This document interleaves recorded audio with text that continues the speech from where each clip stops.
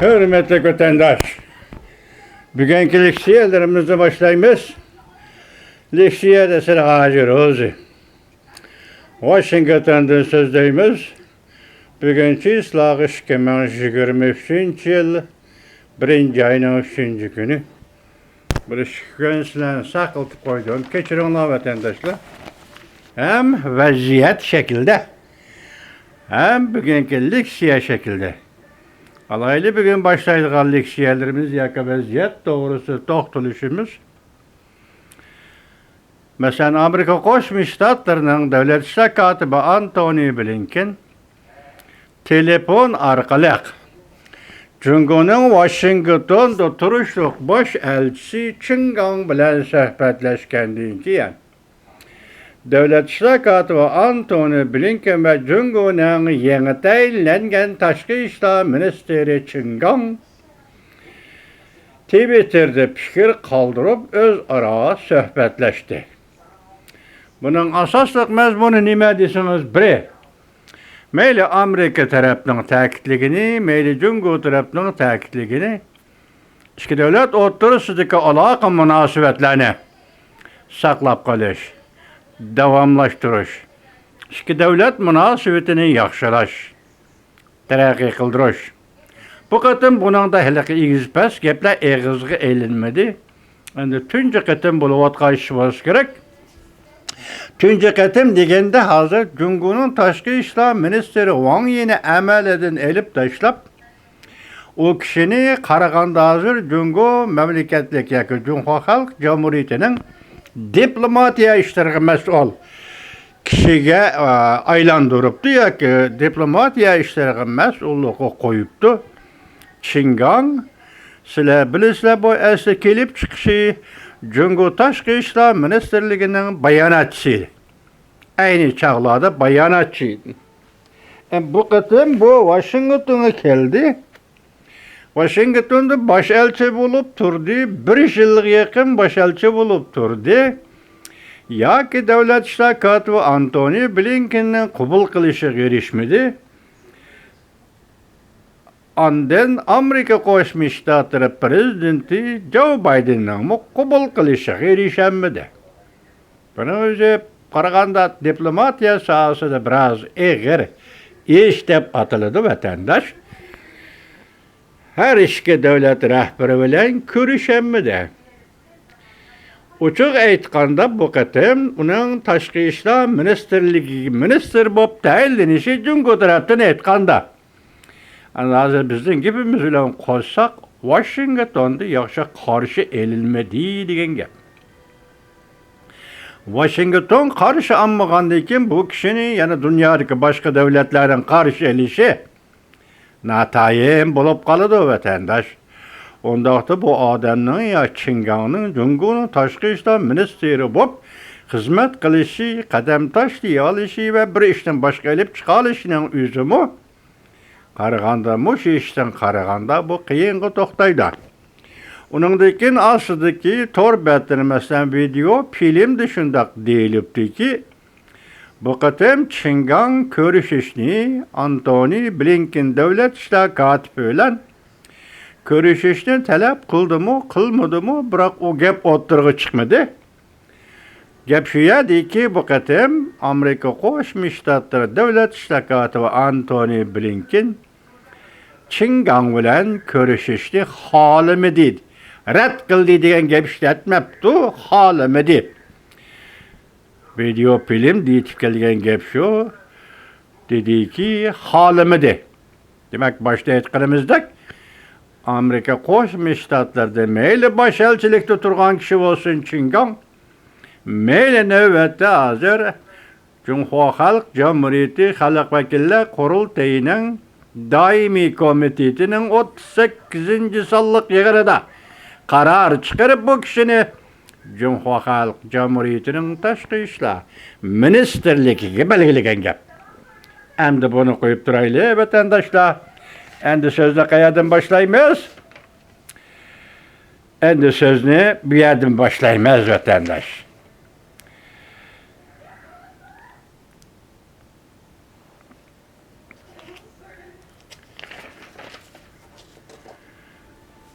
Sizlar bilasizlar, uzundan bir Jungoni qattiq tanqid qilib kelayotgan Amerika Qo'shma Shtatlarining sobiq davlat ishlar kotibi Mike Pompeo tunugin bugunlardan ya'ni shundoq bir fikr qilibdi, ziyorat qabul qilganda. Muxbirlarning ziyoratini qabul qilganda shundoq debdiki, hozir navbatda Jungoda portlagan yuqumli virus kengayishga boshladi. Uning ustiga Jungo Kompartiyasi chegarani ochib o'tdi. Chegarani ochib o'tish badaliga bu virus shu shiddati bilan, shu yuqumlanish va yuqish shiddati bilan butun dunyoga tarqaladi. Butun dunyoda en kam deganda 50% atrofida yuqumlanish yuz berdi yoki Jungoning fuqarolaridan 50% atrofida kishilar aeroplanga o'ltirib, poyezdga o'ltirib degandek chet ellarga sayli sayohatga, ziyoratga chiqadi. Hozir Jungo Kompartiyasi mushu fursatdan foydalanib butun dunyoga virus, yuqumli virusni tarqatmoqchi bo'layotdi. Shunda g'arazli bo'layotdi. Buni endi sobiq davlat ishlar kotibi Mike Pompeo aytgandan keyin Jungo taraf uchun aytgandami og'ir gap vatandosh. Ya'ni birisi butun dunyo uchun aytgandami og'ir gap vatandosh. Ayni chog'da sizlar bilasizlar, fransiyalik Malthus sariq ofat nazariyasini ko'tarib chiqqan edi. Men bu yerda buni degim yo'q. Buni böyle haqorat qildi, haqorat qilmadi degan so'zim mavjud emas. Chunki bu bizning og'zimizdan chiqayotgani yo'q. Bu sariq ofat nazariyasini Jungoning bir fursatparast yozuvchisi bo'lgan deydigan Uyg'urlar to'g'risida to'liq qalaymaqam bildirilgan bir odam. Hozir yo'qolib ketdi, nim bo'ldi, unutganmidik. Shu odam o'zining yozgan asarida maxsus mushu mavzuni qo'yib, Xonxo'zin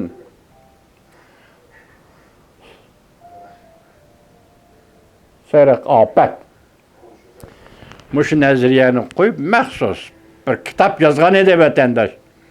Uning ma'nosi ayni chog'da fransiyalik Malthus o'tirib qo'ygan vaqtda bu sariq ofat nazariyasini balki Jungo Saditin ishidan mengib chiqib atlanıp çıkıp bütün dünyani izzatli qiladi yoki bütün dünyani bo'ysundurdi.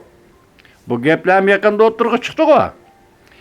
Deyilgan bo'lsa, bu qatim Jungo endi u yerda o'zi mengib chiqib yoki askariy kuch bilan yoki boshqa bir kuch bilan mengib chiqib emas, ko'rib qo'yganlar bugun kun kelganda kasal shu darajada yuqumlanibdi hozir mamlakat ichida Jungoda. Muşundaq ahvalda sen chegarani ochib etib, bu kasalni, bu yuqumlanishni dunyo qo'yib berdin desa, bu ikkinchi qatim bo'ladi vatandosh. Birinchi qatimda Wuhan'da boshlandi. Wuhan'da boshlangan yo'lovchilarning hammasi avval Yevropaga tarqat Italiya orqali.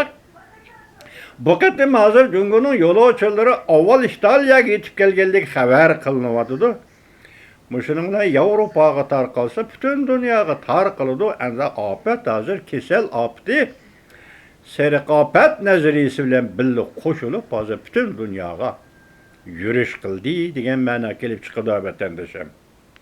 Ondan keyin hozir Jungoda yanada yuz bergan bir ish nima desangiz, bu ish Nanjingning Jiukou shahar rayonida hozir Xitoy fuqarolari namoyish qilib ko'tarilib, ya'ni oq qog'oz inqilobidan keyingi tunji qatimliq ko'tarilish bilan bu qatim Chag'anda 1-oyning 15-21 kunlar atrofida Chag'an bayrami o'tkaziladi ekan.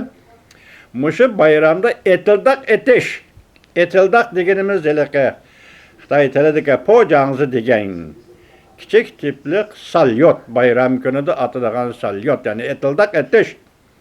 Hukumat tarafdan buni ruxsat qilmagan gap. Shuning bilan Nanjing shahrining Jiukou rayonida shahar xalqi ko'tarilib, soqchilarning mashinasini o'rib tashladi deydi.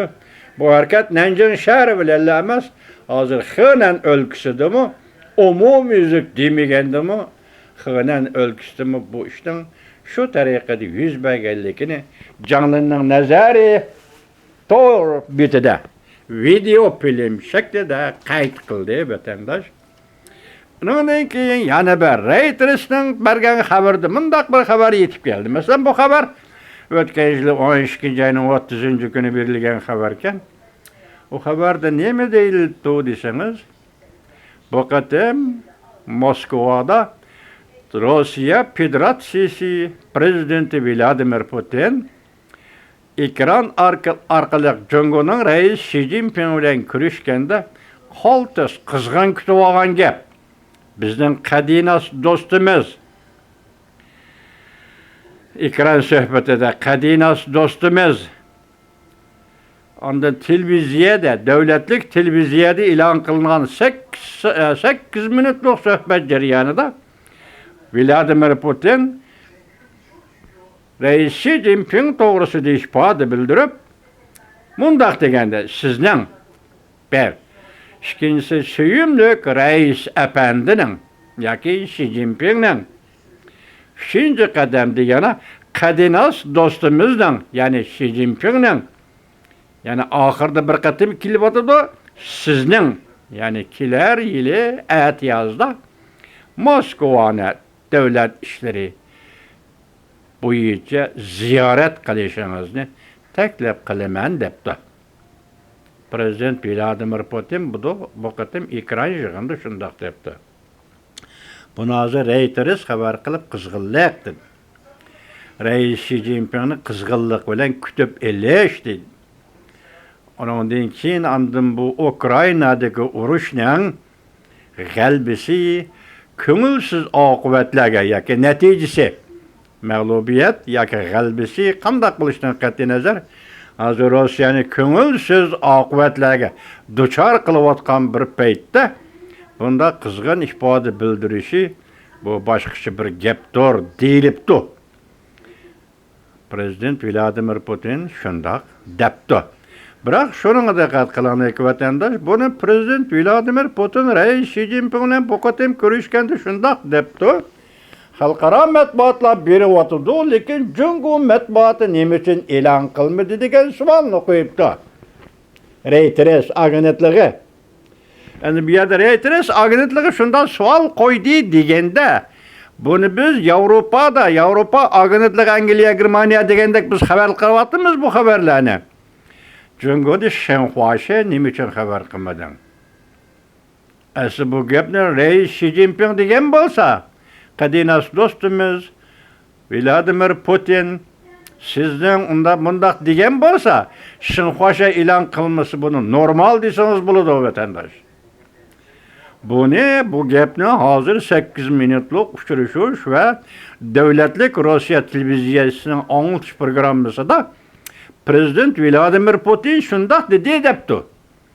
Shuna qizg'in kutib oldi rais Xi Jinpingni debdi. Xo'sh, undaqda Shenhuashi qarish taraf shundoq kutib olgan bir paytda qarish tarafning fikri bo'yicha yoki so'zi bo'yicha siz uni hurmat qilib, buni xabar qilib tarqatishingiz va Jungo matbuotlari xabar qilishi tamoman mumkin edi ya. Bu ko'rishning butun jarayonini xabar qilib, Prezident Vladimir Putinning qizg'inlik bilan rais Xi Jinpingga muomala qilishlarini Jungo matbuotining e'lon qilmaganligidan hozir Reuters agentligining chunqur bir o'yga yoki tasavvurga tushganligini o'zi shundoq deb tushganligini ko'rib olg'ili bo'ladi. Bugun sizlarga yetkazilgan xabarlarimiz mana shu yerda vatandoshlar.